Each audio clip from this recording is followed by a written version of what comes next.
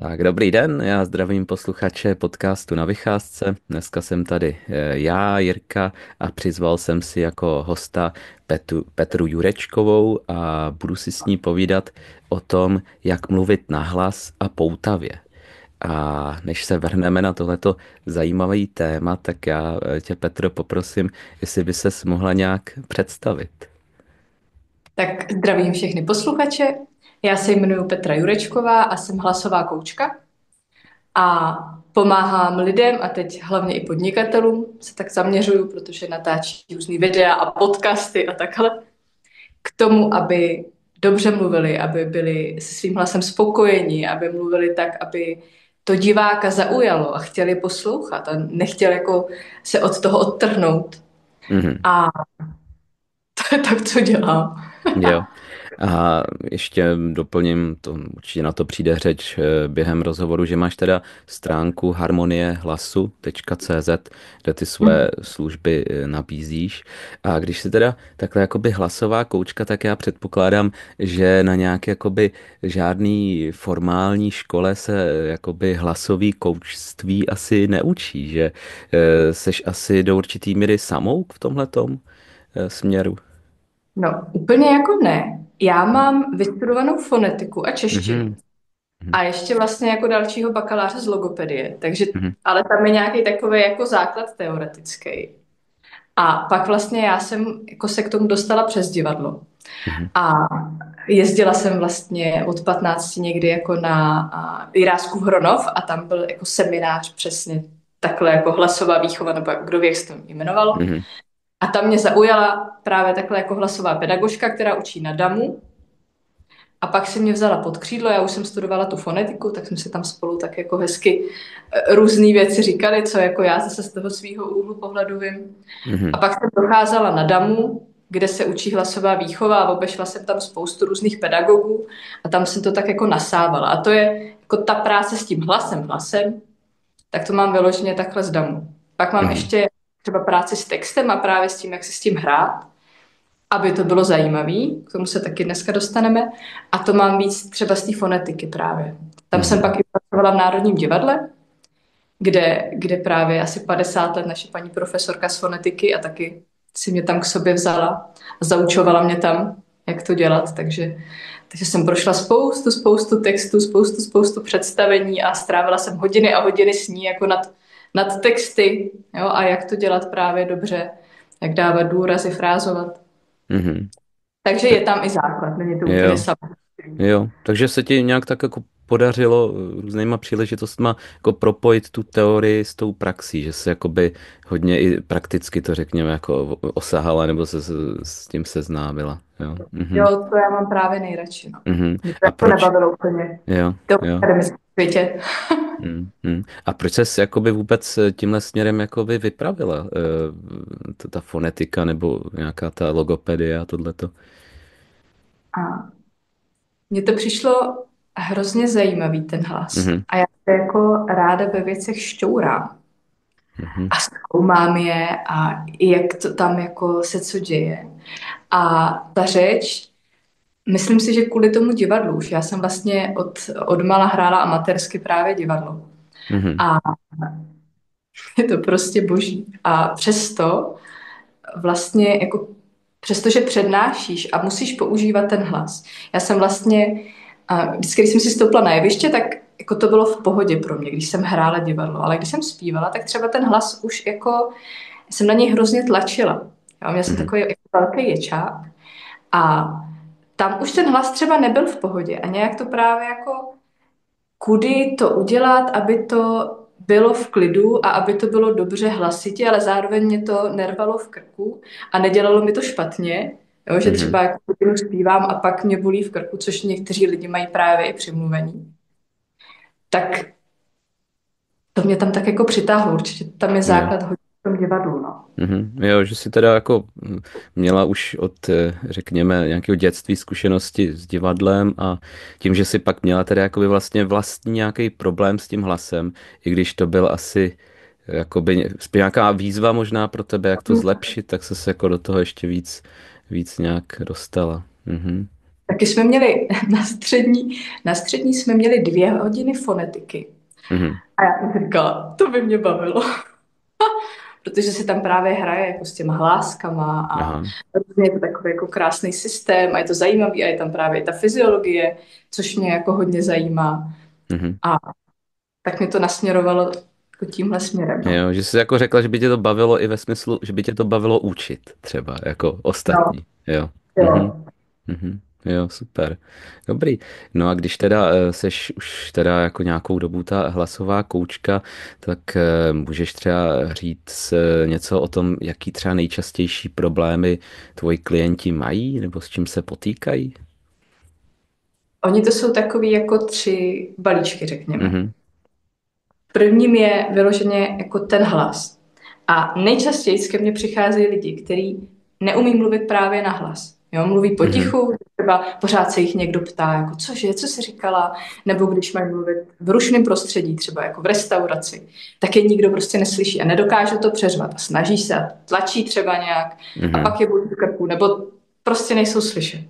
Nebo právě když dlouho mluví, tak je pak bolí v krku. Nebo Mhm. chrapí, nebo mají takový ty jako knedlíky v krku. Mhm. Jo, a nejde to, nebo potřebují prostě někde mluvit nahlas, nějaký průvodci. Jo, v otevřeném prostoru, tam je to vlastně jako nejtěžší, Mhm. to umluvit ten velký prostor. A to je taková jako ta hlasová část. Mhm. Pak je druhá skupina lidí, který mají s mluvením nějaký problém jako psychicky, že se bojí, že se právě bojí takhle třeba někde vystupovat, nebo už jenom jako mluvit před víc lidma na poradách. Já jsem totiž i jako NLP koučka Mhm. a pracuji i s psychikou, protože ten hlas je s tou psychikou strašně moc spojený.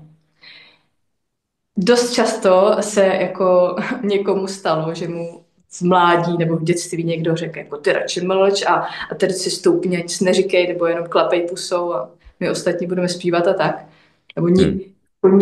nikoho nezajímáš a tak. A teď si to v sobě ten člověk nese a vlastně pořád ho to jako vnitřně brzdí. A může se třeba naučit podle nějakých videí, jako jak si rozezní to tělo a tak. Ale furt vlastně tam něco sedí a nepustí ho to dál. Jo, že ho to dostává do takového stresu, že do toho třeba radši ani nejde, že třeba nenatočí ani radši to video, nebo nejde do toho podcastu, protože jako by byl slyšet, nebo Mhm. byla slyšet, jo, a vnitřně ho to prostě nepustí. A s těmahle blokama já taky pracuju a je to pro mě fakt jako nedílná součást toho a je to úplně super a hluboký a velký téma.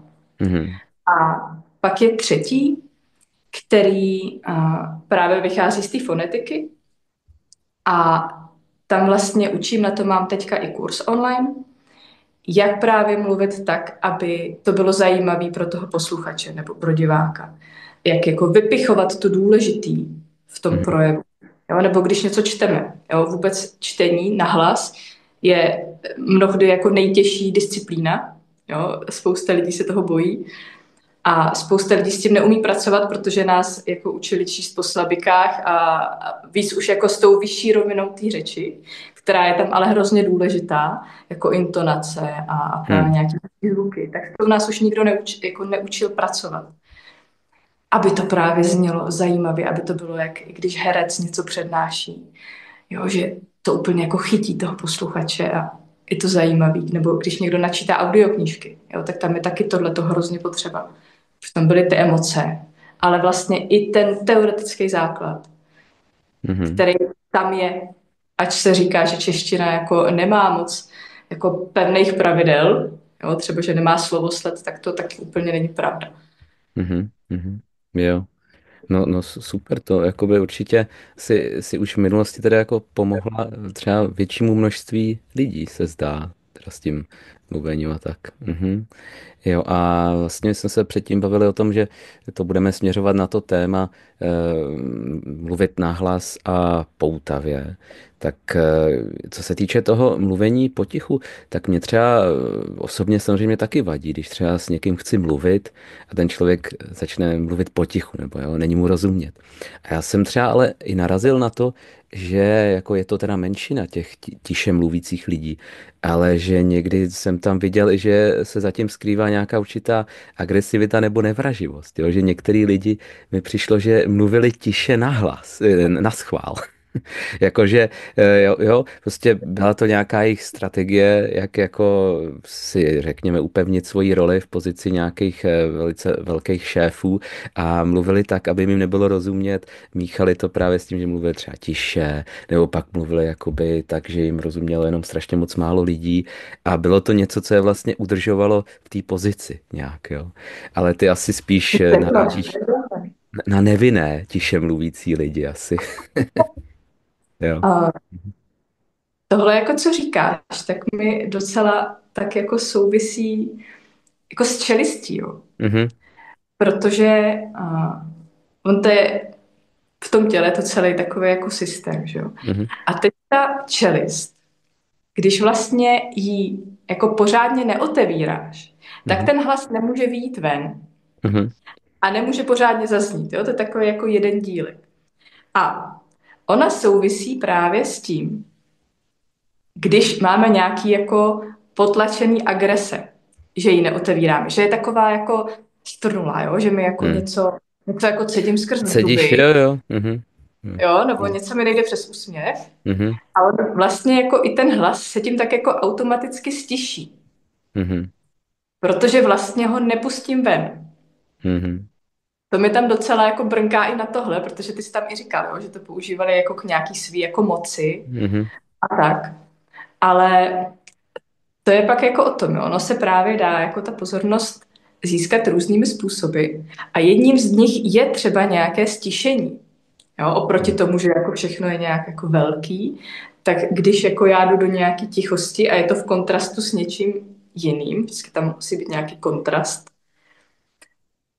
tak to Mhm. může být ano, ale Mhm. takový lidi ke mně úplně nechutí. Mhm. Jo.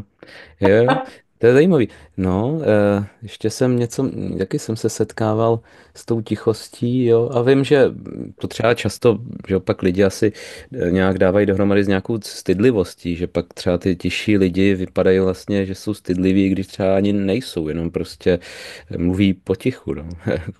A dělá jim to pak ty potíže. No a jak ty na tu tichost vyzraješ, nebo jak to děláš, že začnou mluvit nahlas? Takže budu reagovat na tu stydlivost. Jo? Ono Jo. to s tím jako je právě hodně spojený. Ale Mhm. když pak člověk jako se naučí s tím tělem pracovat a s tou psychikou a Mhm. tak najednou získá i větší sebedůvěru, protože jako slyší a cítí, že to jde i jinak. A tím se vlastně buduje i nějaká vnitřní opora jako sám a sama o sebe a o ten svůj hlas a dech. Tak jenom Mhm. takhle jako k tomu, protože s tím to souvisí hodně, s nějakým jako nižším sebevědomím a s nějakou jako hodnou holčičkou nebo hodným klukem. Jo, a zase s tou psychikou pak. Mhm. A vyloženě jako s tou tichostí, pokud tam není nějaká jako velká psychická věc, což se stejně nedá moc řešit Mhm. takhle v podcastu, tak, a to je vyloženě jako na individuální bázi, Mhm. tak tam se pracuje právě s tělem a s rozezníváním toho těla. Mhm. Protože hlasivky jsou jenom taková strunka. Ale když chceme mluvit nahlas, tak vlastně potřebujeme jako rozeznít celý ten nástroj. Jo? Když si vezmu, že mám basu, jo, tak tam je struna a to tělo. Nebo piano, struna a to tělo. Jo? Housle taky. Mám strunu, to jsou ty hlasivky, plus to tělo. Ale my to tělo do toho nepřizýváme často, protože v tom ani nevíme, že bychom měli. Jo? Mhm. Dost často právě. A základ je tam v dechu. Že vlastně potřebujeme se naučit, jak dýchat tak, aby nám to jenom tak probublávalo, jak bublinky z limonády, nebo jak z určící potůček, abychom nemlátili do těch hlasivek, jo, a pak nás nebolelo v krku. Ale aby to mohlo proudit ven, což souvisí s tou čelistí, jo, tak učím dýchat vlastně na začátku, jak úplně do toho přizvat celé to tělo. Až vlastně do podbřišku, jo, do beder, Mhm. do zad. protože máme spoustu míst, kam se můžeme nadechnout a vůbec o tom nevíme. Někdo dýchá víc do hrudníku, někdo dýchá jenom do břicha, jo, ale Hmm. nějaká kombinace je tam fajn. A na ten dech, který je vlastně jako hlas, je v podstatě ozvučený dech, tak potom potřebujeme ozvučit to tělo, ten nástroj. A u té basy je nějaká rezonanční deska. Jo? A v našem těle naše rezonanční desky jsou kosti. To, co Mhm. vibruje. Jo? Ten zvuk vlastně mezi tím vibruje a dělá to ten velký zvuk. To je to zesílení. Ne, že na to začnu tlačit, ale že Mhm. vlastně do toho přizvu ty kosti, co máme v těle. Největší rezonátor je hrudník. Jo, pak Mhm. se dá pánev, hlava je veliký rezonátor, který je ještě často využívaný, ale když tam chybí ten spodek, tak to nejde zesílit taky tolik. Mhm. Takže se pak pracuje s tím, že se rozeznívá různými cvičeními hrudník, můžeme si to pak třeba i ukázat. Mhm. Rozhýbává se bránice, která je vlastně hlavní nádechový sval, aby to všechno vlastně v tom těle bylo pružný. A pracuje se i s těžištěm těla v pánvi, kam vlastně se ten hlas usazuje, aby se to rozeznělo z celého toho těla, kde je vlastně v té pánvi je těžiště i toho dechu, i toho hlasu, i fyzicky těla. Mhm. No, když člověk tančí, tak ví, že tam v té pánvi je to těžiště, který mu pomáhá nebo naopak nepomáhá. Mhm. To já moc nevím, já když jsem tančil, tak to nebylo úplně dobrý. Ale to je zajímavý. Čili ty vlastně ty svoje klienty, studenty, jakoby naučíš, jak jakoby líp teda dejchat, jak jako ozvučit to svoje tělo patřičně, že asi to souvisí i s tím, jestli jsou schrbený nebo nejsou, že já pracuji na home office a vím, že vždycky se v průběhu nějakých telefonátů úplně schrbím a pak začnu mluvit jako zombík třeba, tak si vždycky na to musím vzpomenout a předpokládám, že vlastně tyhle ty jakoby nějaký nový kompetence, co u tebe získají, tak už pak nějak si to tak zvnitřněj, že už to pak začnou dělat automaticky, že třeba se nemusí, že opak furt soustředit, kam dejchají při tom mluvení a tak. Mhm. A ono by to právě mělo jako takhle být, že ty máš totiž jako nějaký svůj vzorec vybudovaný. Jo, za ty Mhm. roky, jak to máš. A teď vlastně těma cvičeníma se jako zase vracíš do toho vzorce, který jsi uměl, když jsi byl dítě, protože děti jako umějí mluvit nahlas úplně na pohodu. Mhm. Než si jako sednu do těch lavic a právě se tak nějak jako skroutěj a začnou tam jako proudit ta moudra, jako buď radši ticho a tak. Mhm. A je tam fáze, kdy to jako musíš dělat, aby si toto tělo zase chytilo a zase si vlastně přepsalo ty vzorce pohybový, který má, Mhm. do toho vzorce, že právě jako používám hrudník. A Mhm. tahle ta fáze tam je, že to jako potřebuju neustále naťukávat, aby se mi to zvnitřnilo. A potom, když se to zvnitřní, tak už vlastně mi stačí to jako jenom občas naťuknout.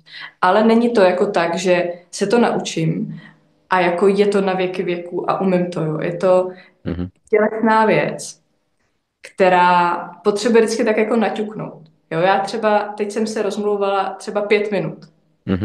jo, a je to, protože už to tělo zná.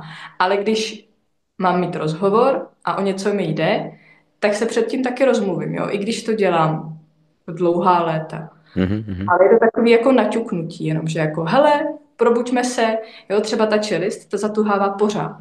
Jo, tu si musíš pořád prostě uvolňovat, protože pořád vlastně na tebe jako a, nebo jdou k tobě nějaký věmy, který prostě dělají Mhm. Mhm. a cítí, že to je zatuhnutý, jo, nebo já taky právě se hrozně hrbím.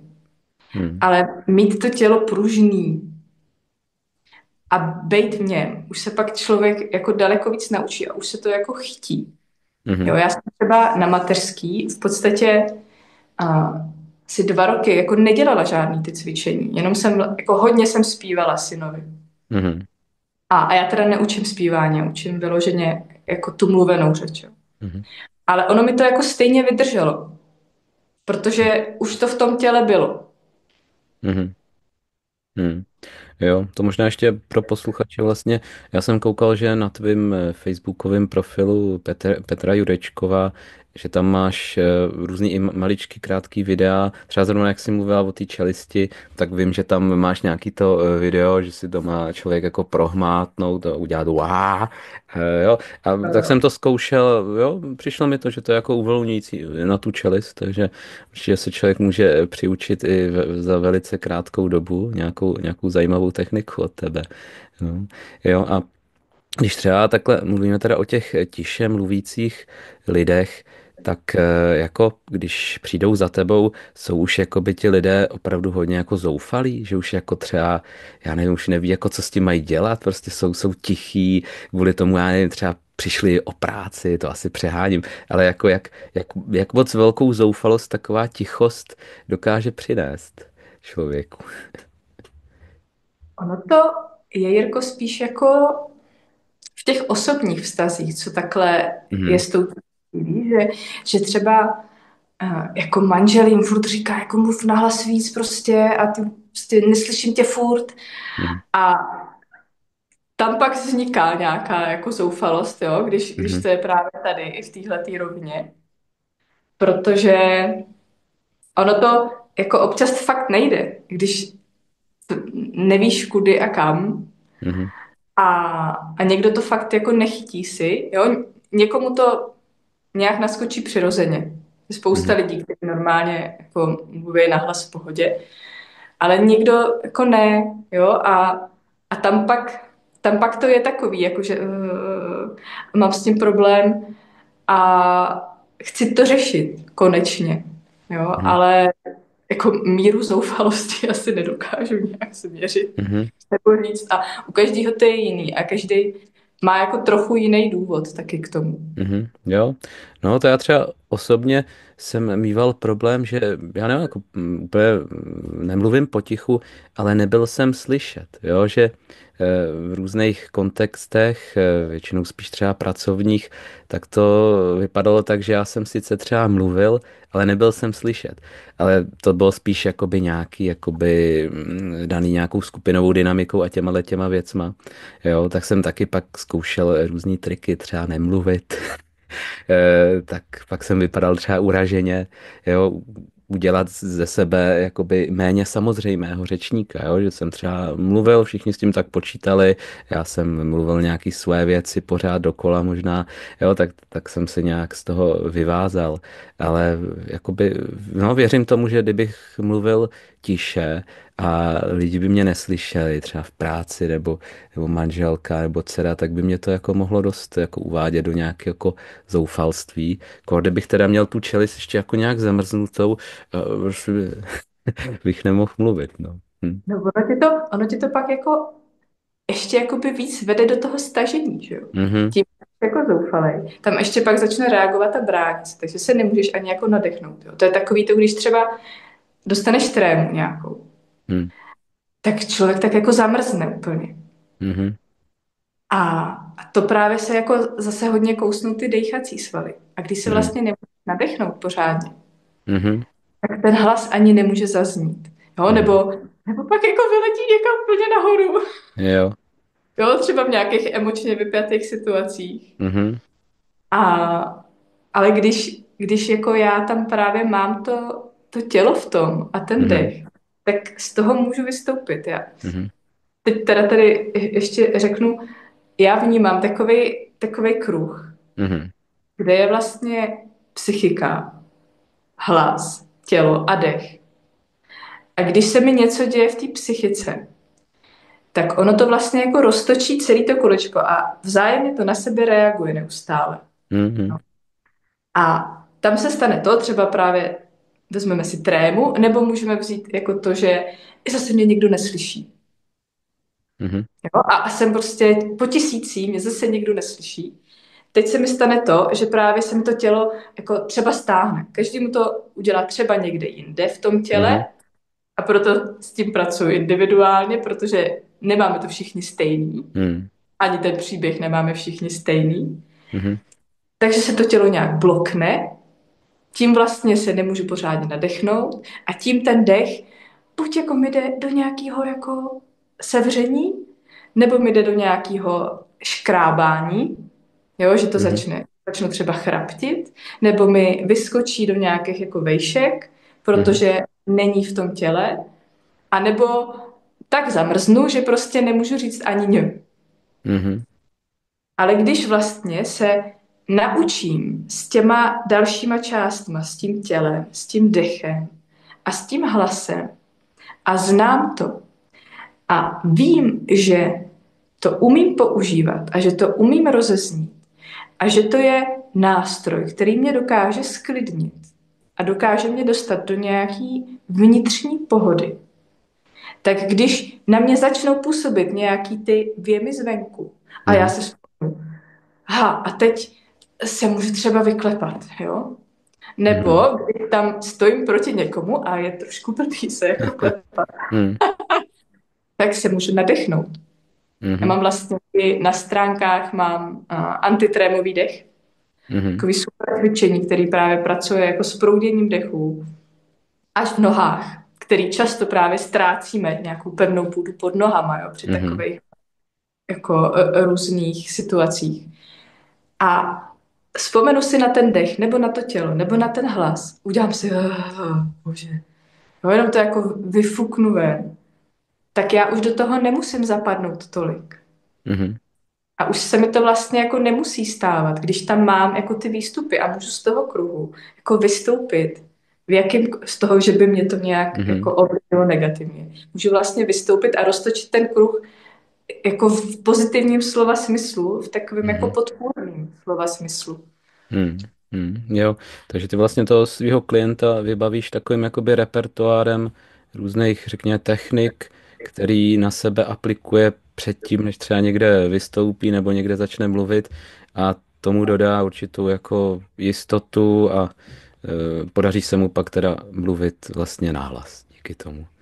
Jo. A nemusí to být jenom jako předtím, jakože když Mhm. máš nějakou schůzku, ale jako běžně i v životě, že jo? Jo, Mhm. že nepřipravuju se, že jdu mluvit s manželem, Mhm. jo, to je třeba právě na téhle rovině. Hele, to by možná ale bylo, dcera mě tady vyrušuje, promiň, to by ale možná byla zajímavá rada třeba, jo, třeba moje manželka hodně na mě mluví, takže bych jí jako poprosil, prosím tě, teď se 5 minut zastav, promysli si, co mi přesně chceš říct a pak mi to běž říct, tak to bych tady asi musel se odstěhovat, to by mě hodně asi to bolelo, řekněme, no.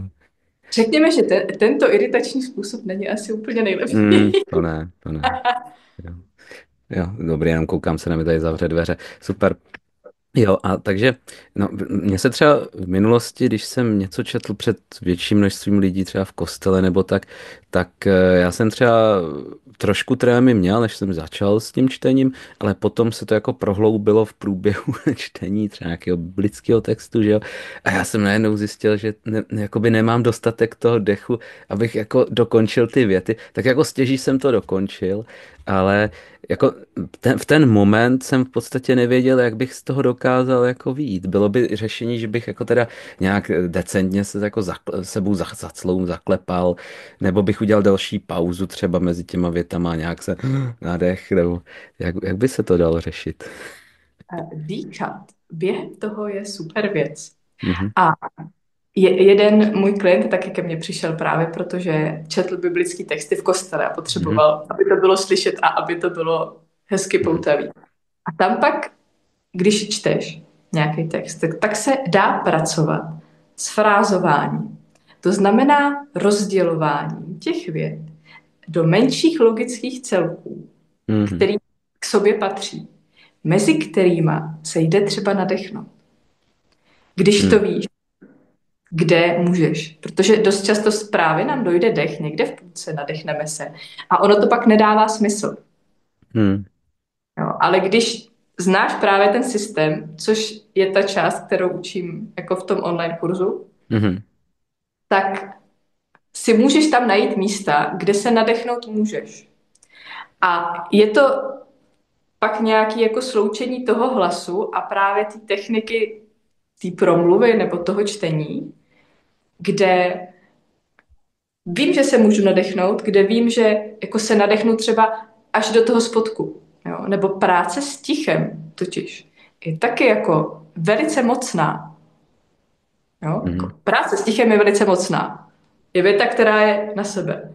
Práce s tichem je totiž velice mocná. Mhm.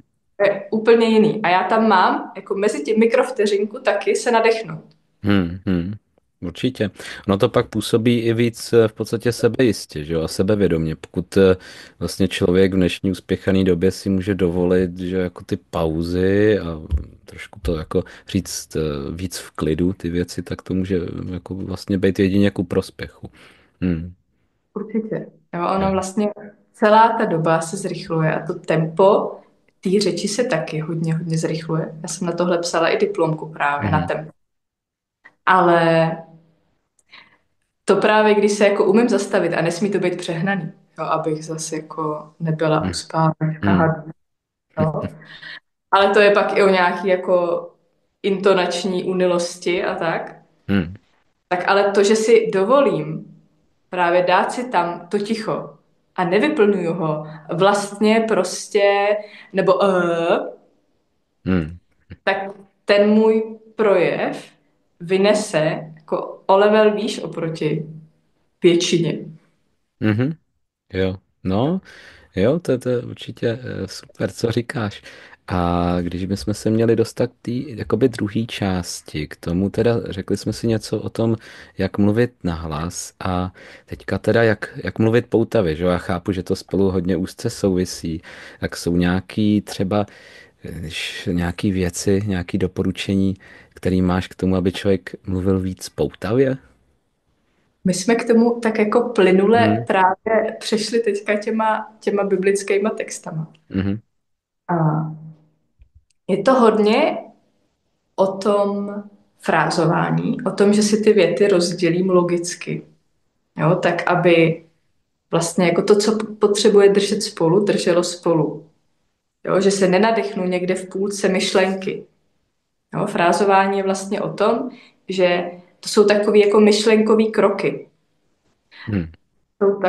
To jsou takové myšlenkové kroky, to je zrovna jedna fráze. A teď potřebuji nějakou větu. Vymyslíme nějakou delší větu. No. Hmm. Pojďme se přesunout k druhému tématu. To jsou dvě Mhm. fráze. Pojďme se Mhm. přesunout k druhému tématu. Mhm. No, když bych řekla, pojďme se přesunout k druhému tématu, Mhm. tak to bude znít daleko hůř a divnějc, než Mhm. když to rozdělím, jo, logicky tam, kde to u sebe drží. Mhm. To je jedna linka. A rychle se to blbě vysvětluje, když to mám jako takhle nějak rychle shrnout. Ale uh, jo, tak. Jsou různý takové věty, uh,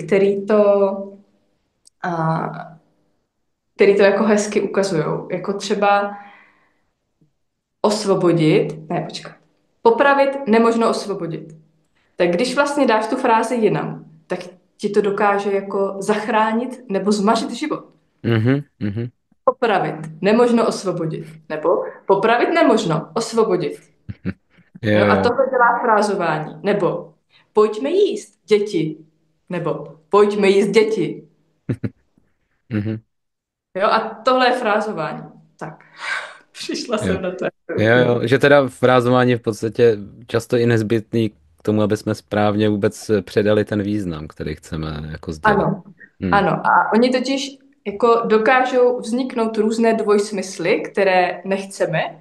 pokud frázujeme špatně. Mhm.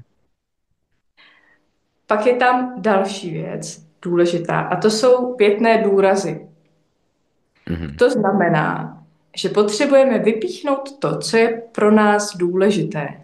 To, co chceme, aby z toho jako nejvíc trčelo, aby jako nejvíc ten divák slyšel. Hmm. Když máš větu, maminka mě má ráda, tak se dá říct různými způsoby. A vlastně vnáší to tam i jako různou emocionalitu do toho a různý význam jiný. Maminka mě má ráda je neutrál. Jo, běžná česká věta má vlastně ten důraz na konci. Mhm. Když řeknu ale maminka mě má ráda, tak to je jakože fakt maminka, ne tatínek, ne prostě tamhle teta. Mhm. Maminku. Jo. Mhm. Když řeknu maminka mě má ráda, Mhm. tak tím jako zveličuju sebe, ne bráchu, mě. No jasně. Mhm. Jo. Mhm. Maminka mě má ráda. Mhm. Mhm. Jo, tak tím říkám, že to není tak, že nemá. Má. Jasně. Jo. No to vlastně to, co říkáš, to je hodně zajímavý, protože já si to umím představit, když jakoby něco chci sdělit já, že něco, co jako vnitřně nějak cítím, tak to tak jako sdělím. A ty si vlastně i říkala, že máš za sebou nějakou jako divadelní minulost. Tak mě by třeba zajímalo, v podstatě třeba, když bys měla, že on text nějaký, tak musíš provést nějakou interpretaci jako divadelník nebo jako teda herec, že jo? A ty už vlastně, už je jenom na tobě, jak potom ta věta vyzní, že jo? Že třeba můžeš to vlastně říct úplně jinak, než si přál autor. Můžeš tam vnést hodně, hodně toho ze sebe, že jo? Hm. Přesně tak. A přesně proto je tam režisér, Mhm, který ti to koriguje právě. mhm, Který jako dává tomu představení nějakou formu a nějaký jako smysl, kudy se má ubírat ta tvoje postava, jak má vypadat a ty samozřejmě jako do toho dáváš to ze sebe, když jsi dobrý herec, protože když to tam nedáváš, tak jenom něco napodobuješ a ono tam musí být ten kus mhm, tebe v tom, jo. mhm, Ale právě na tomhle, že pracuješ s tím textem dobře a velice promyšleně, se dá postavit jako celá ta role. Ono, to, že třeba dáváš jinam ty důrazy, jo, nebo pracuješ s intonací různě, tak dokáže udělat to, že třeba tomu posluchači jako tam něco skřípe a něco tam jako nesedí. mhm, Když ty seš vlastně třeba lhář. A může to tam tak jako zaznívat mhm, podprahově, jo, když si mhm, s tím fakt jako umíš dobře hrát. mhm, A, a nebo ono se jako hodně v divadle pracuje s tím, že jako tam jsou důležité části a pak jsou nějaký jako věty kolem. A to je i běžně. Jo? Když něco jako říkám, tak mám něco, co je právě jako v té hierarchii toho jazyka nebo té věty nebo souvětí, tak je něco vždycky důležitějšího a něco méně důležitého. Něco jsou mhm, třeba takové jako poznámky pod čarou. A to se taky tím hlasem musí nějak reflektovat a tím to tam dělá nějakou tu strukturu. mhm, Jo? Nějaký to rozrůznění. Něco právě, že to je živý. mhm, Že to není všechno stejný. V jedné lince. mhm. Jo. No a jak jsi říkala vlastně o tom, že nějakým tím garantem toho, že se nestratí ten význam toho textu v divadelní hře je ten režisér, tak když třeba potom jakoby já jsem ten, který mluví nebo něco chce říct, tak že jo, mám být současně svůj režisér. Nějakým způsobem mám asi teda přemýšlet nad tím, co říkám, že jo. A, No. jakoby ty u těch svých klientů třeba se jim tam pokoušíš nějak představit nějakou, řekněme, metarovinu, nebo aby víc přemýšleli nad tím, co říkají, než to třeba řeknu, aby si dopředu naplánovali ty nějaký ty možný mezery pro hlas a takové věci. Když máš něco napsaného a Mhm. čteš, tak tam právě se ten text dá jako rozepsat, že si tam uděláš ty fráze, naznačíš si tam ty důrazy a můžeš pak jet přibližně podle toho. Jo? Ono Mhm. to jako nikdy není dokonalý a není to jako, že úplně na 1000%. A občas to vyjde trošku jinak, jo? Zas by v tom člověk nebyl úplně zamrzlý, že tady, pane bože, musím prostě něco dodržovat Mhm. napřesno. Ale když máš napsaný text, tak se s tím dá takhle pracovat. A na tom se to dá krásně naučit, právě napsaným textu. Mhm. Ale to je zásadní, je vždycky to, že ten tvůj hlas a to, co říkáš, je vždycky vlastně v nějaké situaci, že já říkám něco někomu, někdy chci něco sdělit, ten člověk na mě nějak reaguje, nebo nereaguje, pokud jenom natáčím video, ale tak si tam dám někoho, komu to říkám, aby to pro Hmm. mě bylo jako jednodušší. Jo, to je docela dobrý trik, že když jako natáčím nějaký video a chci něco třeba vysvětlovat, tak si tam představím, jo, třeba svého ideálního klienta v tom Mhm. podnikatelském prostředí a jako říkám to přímo tomu člověku, protože tady si ztratit jako v obrazovce je vždycky hrozně těžký, ale když jako mluvím k někomu, tak je to daleko jednodušší. Mhm. A v tom je vlastně i nějaká ta autenticita.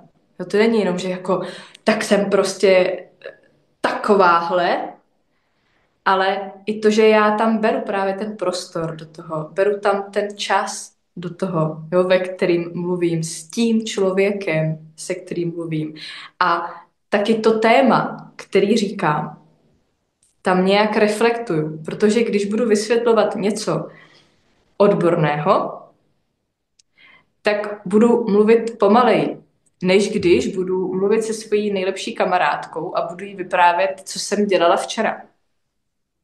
Hmm. Protože tomu posluchači, který to slyší třeba poprvé, tak potřebuje čas, aby to jako doteklo, aby to nasál, aby to pochopil. Tak nemůžu jako jet jak rozjetý vlak. Mhm. Jo, je to právě hodně i o práci s tempem, s těma pauzama. Hmm. A vždycky jsem prostě v té konkrétní situaci a tomu to, co říkám, přizpůsobuju. A to je základ. Mhm. Nejsem jako oddělená od světa, Hmm. když něco Hmm. říkám. Ta komunikace je jako, není samomluva. A i když je to monolog, tak ale je jako vůči něčemu vždycky. Se Mhm. jako stahuju k něčemu tou komunikací, tím, co říkám. Hmm. Jo, takže vlastně to tempo ti v podstatě může umožnit i jako přistupovat k tomu dalšímu mluvení s nějakým větším rozmyslem. Jo, že když se jako tak jako zpomalí člověk, tak pak ty myšlenky, které ho napadají, řekne třeba nějak snáze nebo víc srozumitelně. Jo? Že si jako hlídáš, ty si hlídáš svoje tempo, jako vědomně. Nějak jako. Ale už ne. Už ne. Mhm. Ono, já jsem právě hodně mluvila rychle. Mhm. A pak, jak jsem začala hodně pracovat s tím tělem, tak ono, když vlastně jako se do toho těla usadíš a fakt ho tam máš, tak ono tě to automaticky trošku zpomalí. Jo, protože i ta řeč nemůže být vlastně tak strašně rychlá a tím nesrozumitelná dost často, Mhm. protože tam prostě musíš mít nějaký svaly zapojený, který už se mi tam zapojují automaticky. Já už nad tím jako nepřemýšlím vůbec. Já už to mám tak v sobě nasátý a už je to pro mě takovej jako... A teď nechci říct automatismus, protože spadnout do nějakého automatismu jako a dělat něco pořád stejně není dobrý. Mhm. Ale něco, co je pro mě tak přirozený, že už nad tím nemusím přemýšlet. Ale na začátku jsem se musela brzdit, Mhm. protože jsem právě jako všechno chtěla strašně rychle říct, abych prostě toho stihla jako říct hodně. A protože jako já, když jsem fascinovaná něčím a něčím se nadchnu, Mhm. tak jo, tak tam automaticky jako u toho naskočí jako rychlejší tempo. Mhm. Jo? Mhm. Ale právě to, že i respektuju toho druhého člověka, aby on to dokázal vnímat, to, co já chci sdělit. Tím respektuju i sebe, protože když chci něco sdělit, tak chci, aby to ten člověk vnímal. A chci vlastně mluvit tak, aby on to vnímal tak, jak chci. Mhm. Jako, a nechci tam jako dávat tisíc různých věcí okolo. Mhm. Jo. Jasně. No a když jsme ještě u toho poutavého mluvení, Tak já nevím, třeba stalo se ti teda někdy, že třeba někdo mluvil nějak zoufale nepoutavě?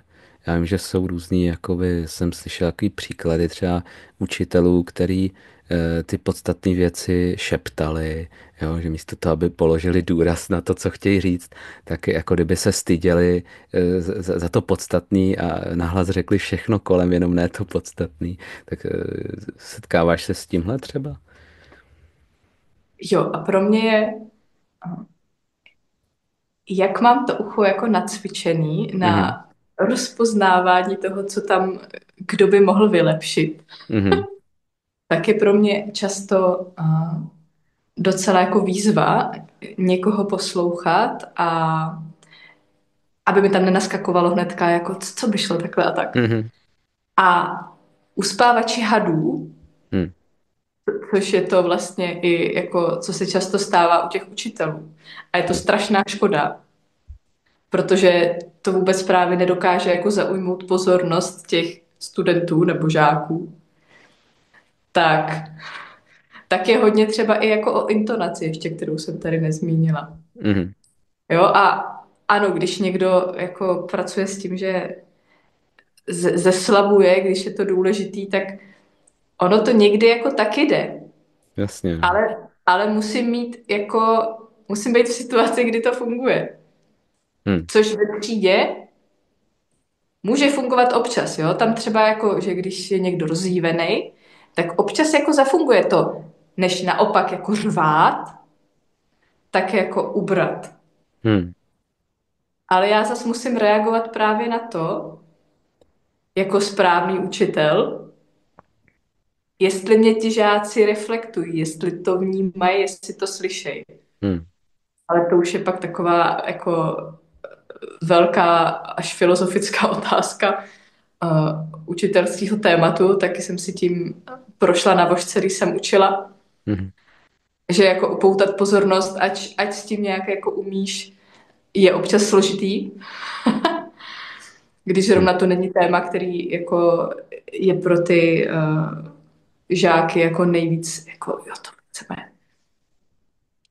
mhm, A pracovat se s tím dá. mhm, mhm. A No, způsoby jsou různé. A některé jsou horší, když to ani není slyšet, a když hlavně ta hlavní myšlenka není slyšet. Jo, tam je ano, opravdu dobrý na to dát spíš důraz, který se dá dělat různě, dá se dělat s tišením, ale vždycky právě zase jako v rámci toho, aby ten posluchač to chytil, mhm, ale dát tam důraz, nějakou dynamikou hlasu je taky důležitý. Nebo nějakou intonací. mhm, jo. No, Ale tak ještě není zas až tolik jako na ty důrazy. jo. No jo, super, to přišlo velice zajímavé, co jsi říkala, jelikož už se nám to bude chýlit jako pomaličku ke konci, tak jsem tě chtěl jenom poprosit, jestli bys nějak nepředstavila ještě ty služby, co nabízíš na té harmonii hlasu, co všechno teda nabízíš. Jako hlavní moji lásku, tam mám individuální lekce, Mhm, kde právě provázím tím, jak si posadit ten hlas do toho těla, jak mluvit na hlas bez toho, aby to člověka škrábalo v krku. mhm, Nebo ani ne na hlas, ale jako hezky. Jo, někdo třeba ten svůj hlas prostě nemá rád. A najednou pak zjistí, že ale může znít úplně jinak. To je nejlepší okamžik, kdy jako najednou to zazní. mhm, Mám takhle individuální hodiny, ve kterých pracuji i s tou psychikou, když tam je nějaký ten psychický blok. Nebo právě s tím, že pracujeme na tom hlasu, no, na té změně těch jako vzorců, na tom dechu, no, na tom rozeznívání hrudníku.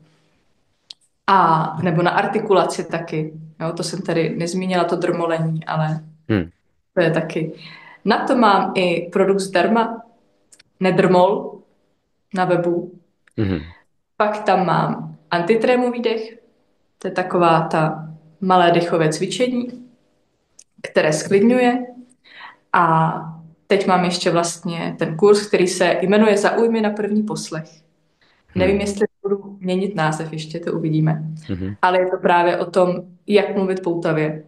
A to se dá dobře udělat i teoreticky, že si to naposloucháš a pak se se mnou sejdeš a projedeme to spolu, ale ta teorie se dá takhle v tom onlineu jako krásně i chytit. A ty individuální hodiny jdou i online, ale vždycky je dobrý je kombinovat s nějakým osobním setkáním, protože jak je to věc fyzická, tak je dobrý občas prostě fakt jako, že někam ti položím ruce, nebo když tě jako vidím celýho ze všech stran, slyším nejenom přes prostě mikrofonek na mobilu nebo na počítači, Hmm. tak je to prostě jako úplně jiný. Takže dělám právě i online individuálky, ale vždycky jsou prostě jako kombinovaný s offline setkáním po nějaký Mhm. době. Jo, abychom to vychytali prostě všechno tohle, to takhle přijde správný a nejvíc poctivý. Takže mám individuálky, kurz na ten práci s textem a s tím, jak mluvit poutavě a pak tam mám takový občas maličký nějaký dechový cvičeníčka a tak. Mhm. Mhm. Budu to nějak rozšiřovat, ale u těch individuálek prostě to je nejvíc, to je taková největší transformace a to, co člověka dokáže nejvíc posunout a někam dostat dál. Mhm.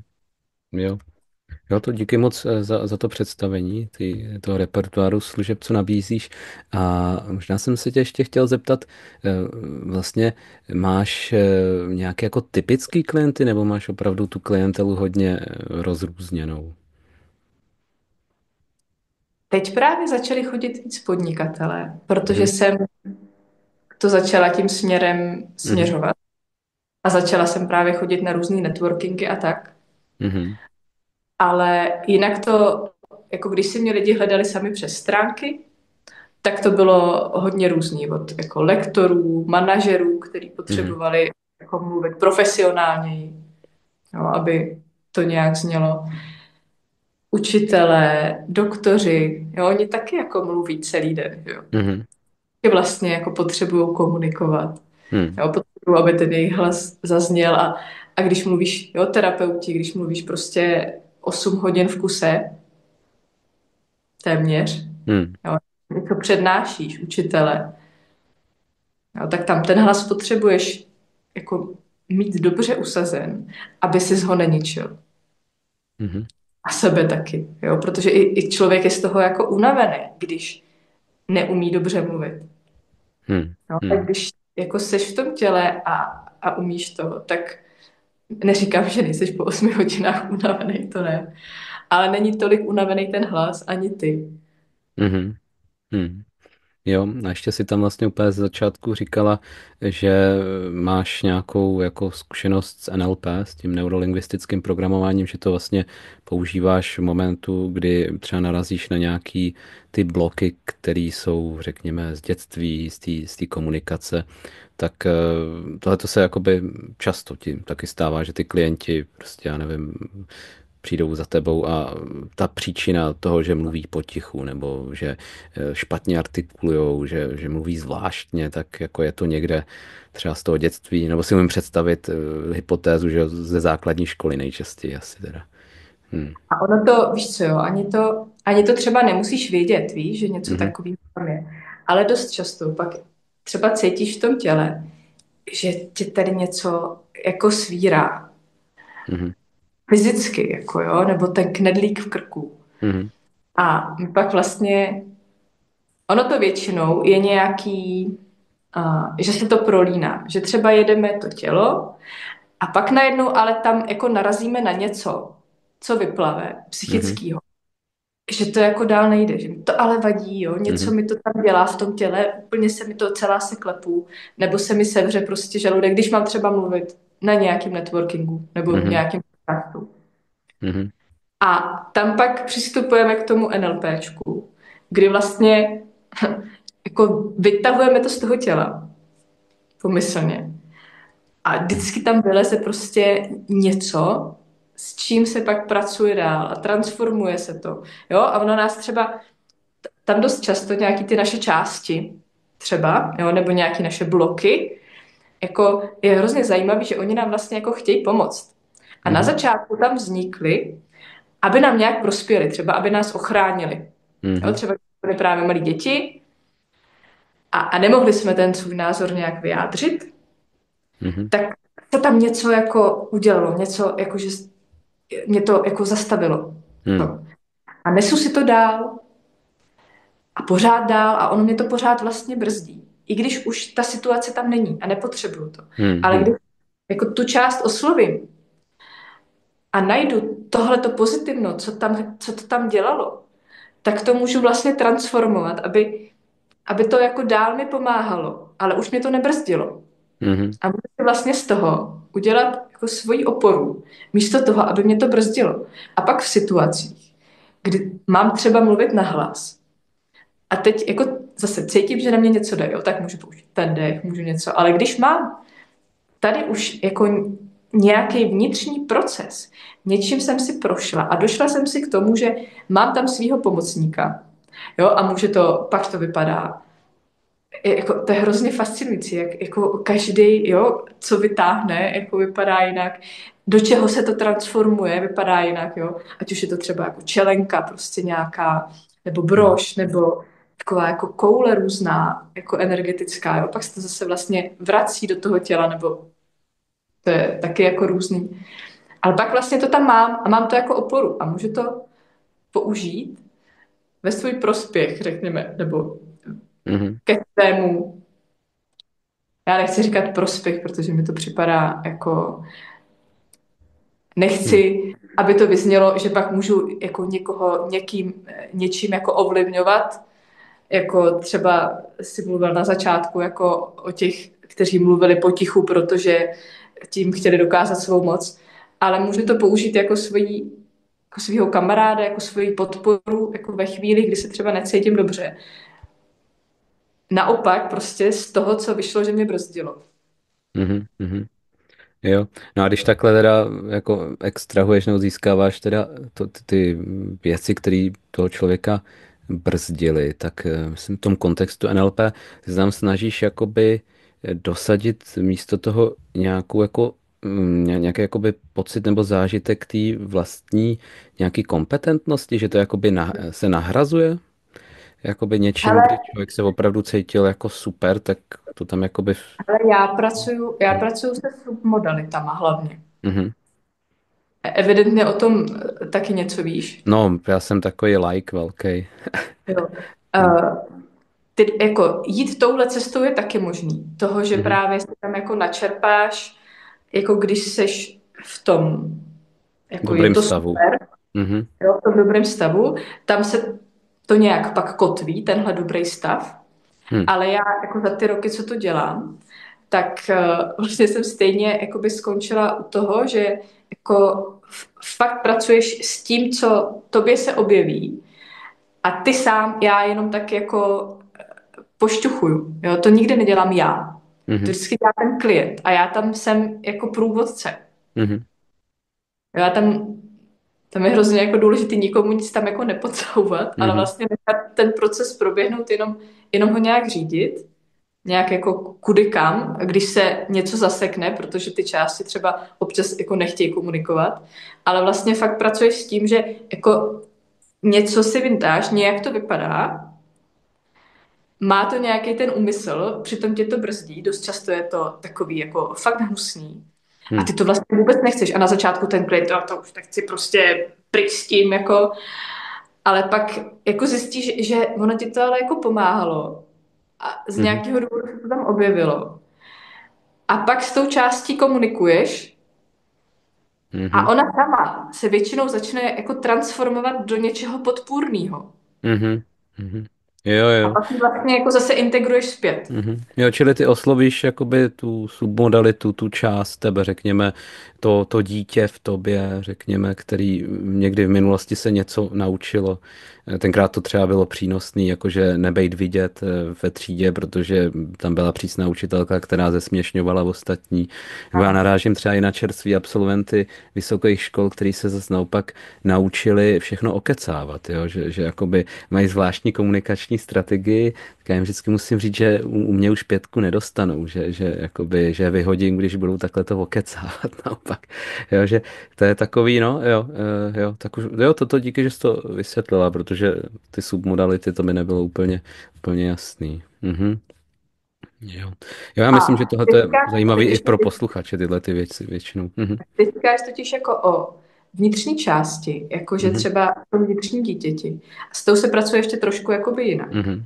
A pak tam jsou, a to je jako jedna, a s tou jako komunikuješ víc jako s člověkem, řekněme. Mhm. Mhm. A dost často se tam objevují ještě další, který třeba jako na sebe narážejí a tak. Mhm. A nebo ty submodality, co jako myslím já, je Mhm. fakt jako něco jako fyzického, že ty cítíš jako v určitých situacích, že ti někde něco zamrzne nebo zatuhne, nebo tě někde něco tlačí, Mhm. svírá. A fakt to jako vytáhneš a vypadá to prostě jako nějaký chaluhy Mhm. nebo nějaký device. A není to jako personalizovaný, jako Jo, že to není. si Mhm. školáty. Může to být fakt Mhm. prostě jako něco. Mhm. Nějaká hmota. Černá prostě mlha. Mhm. A i s tím se právě dá jako něco jako jako vykomunikovat to, že jako super, že jsi mě tam chránil nebo něco dělal, co Mhm. se zjistí, ale pojďme to dělat líp už teďka, jo? Ta situace je jiná Mhm. a já jsem jako velmi vděčný nebo vděčná za to, že jsi mi pomáhal, Mhm. ale pojďme pomáhat teď a ne mě brzdit, protože teď už mě vlastně brzdíš, protože Mhm. se ta situace změnila. Mhm. Mhm. Pojďme najít Jo. tu formu, která bude přínosem pro oba. Mhm. Mhm. Jo. A jak jsi říkal, že vlastně po tom, co tohleto teda ty klienti nějak absolvujou, tak jakoby tato část, tenhle nějaký blok, který je trošku teda jako řekněme uzdravený nebo trošku přetvořený, tak on jako zůstává, ale už nemá takovou kontrolu, jo, v těch daných situacích vlastně. To je různý. Mhm. Jako někdy, a někdy nezůstává a někdy jako cítíš, že jako už ho nepotřebuješ, že už jako svoji práci Mhm. splnil a už může vysublimovat nebo prostě, jo, může ho Mhm. poslat tam jinam. A nebo se právě transformuje do něčeho, co mi dál může pomáhat. Mhm. A může to, já třeba pak vím, že když jdu mluvit, jo, že třeba, příklad, když mám mluvit před lidma, tak mi to tady udělá Mhm. úplně se táhnu a nemůžu jako nic. Vytaháme, je tam nějaký černý cosi. Zjistím, že mě to mělo chránit prostě před tím, že třeba jo, před tou učitelkou, abych nebyla vidět a neposmívali se mi a tak.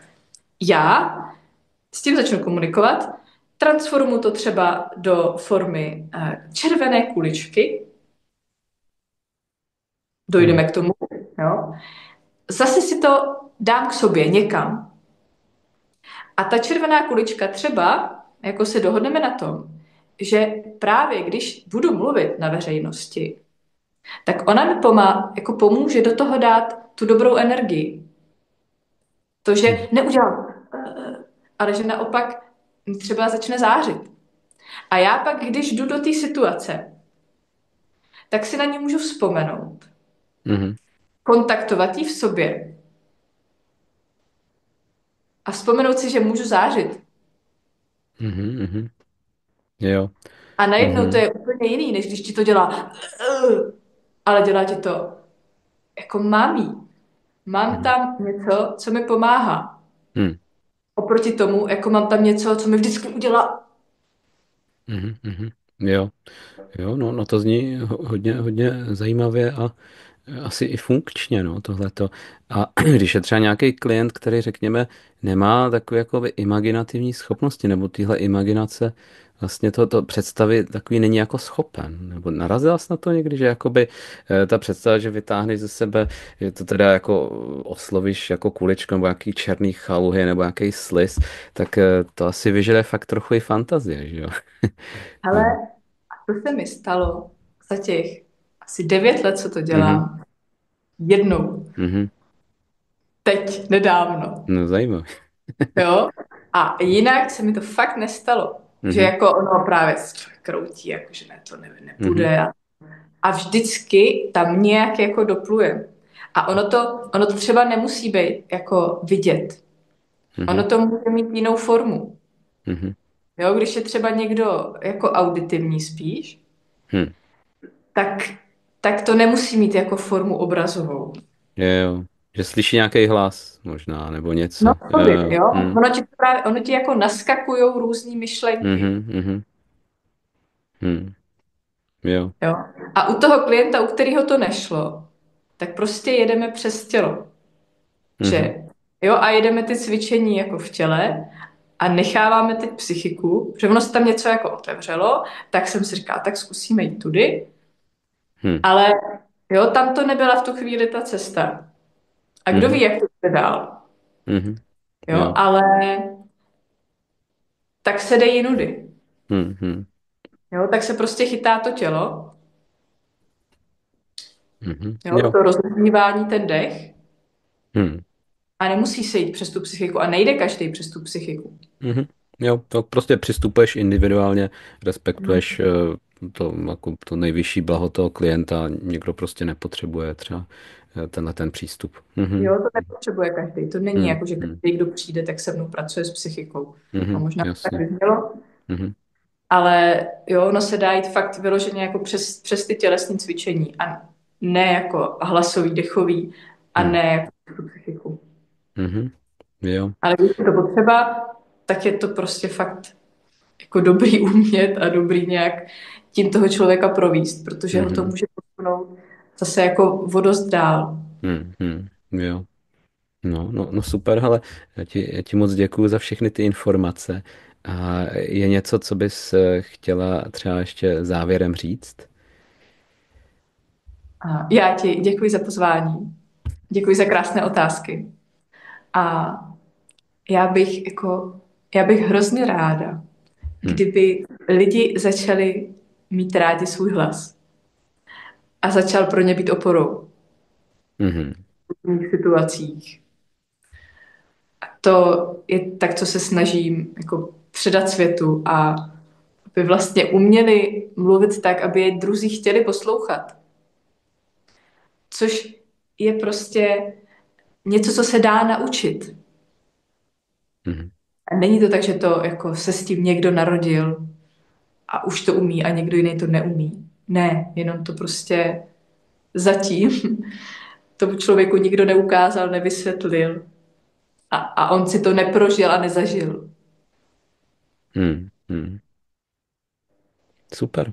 No jo, hele, já ti taky moc děkuju. Myslím si, že to byl zajímavý rozhovor a určitě třeba někdy zase příště za nějakou dobu tě třeba zase oslovím a můžeme probrat další témata z oblasti mluvení a možná i toho NLP. Hele, tak já ti moc děkuju, přeju hodně štěstí a ať dobře rozmlouváš ty svoje klienty, ať se ti hezky daří. Děkuji, tobě taky. Ahoj. Ahoj.